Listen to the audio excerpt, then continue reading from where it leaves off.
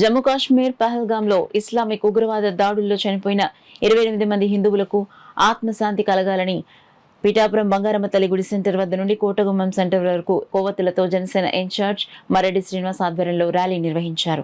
భారత్ మాతాకి జై, ఉగ్రవాదం నశించాలంటూ నినాదాలు చేశారు. ఈ సందర్భంగా మరెడ్డి శ్రీనివాస్ మీడియాతో మాట్లాడుతూ ఈ ఉగ్రదాడి జనసేన పార్టీ తీవ్రంగా ఖండిస్తోందన్నారు.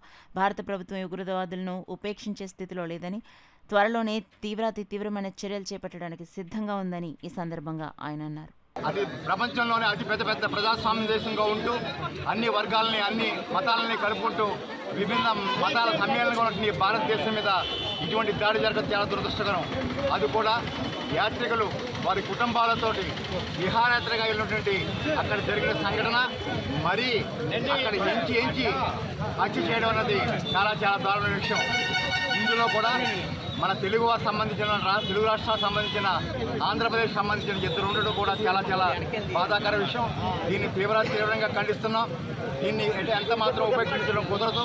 తక్షణం దీన్ని చర్యలు తీసుకోవాలి. ఉగ్రవాదం యొక్క మూలాలు ఎక్కడున్నా సరే పూర్తిగా తొలగించాలని జనసేన పార్టీ తరఫున మేమంతా కోరుకుంటున్నాం. అత్యంత శక్తివంతమైనటువంటి నరేంద్ర మోడీ గారి నేతృత్వంలో భారతదేశంలో ప్రభుత్వం ఉంది. గత కొన్ని సంవత్సరాలుగా ఇటువంటి సంఘటనలన్నీ కూడా చాలా మరొక కనుమరుగయ్యాయి. కాకపోతే వారంతా కూడా వారి ఉనికిని కాపాడుకోవడం కోసం, అదేవిధంగా అమెరికా ఉపాధ్యక్షులైన వారు దేశంలో పర్యటనలో ఉండగా ఈ సంఘటన చేయడం వారు ఏదో రకమైనటువంటి గుర్తింపు పొందడం కోసం చేసిన ప్రయత్నంగానే మేము భావిస్తున్నాము. ఈ సందర్భంగా ఒకటే చెప్తున్నాం, ఈ మోకలికి కాలం చెల్లింది.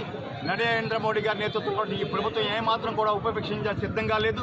నిన్నటి రోజునే వారి యొక్క పర్యటనను ముగించుకొని భారతదేశంతో తిరిగి రావడం జరిగింది. త్వరలోనే తీవ్ర చర్యలు ఉన్నాయని మేమంతా భావిస్తున్నాం. ఈ ఉగ్రవాదానికి సరైన సమాధానం జవాబు చెప్పే రోజు దగ్గరలో ఉందని మేమంతా భావిస్తున్నాం.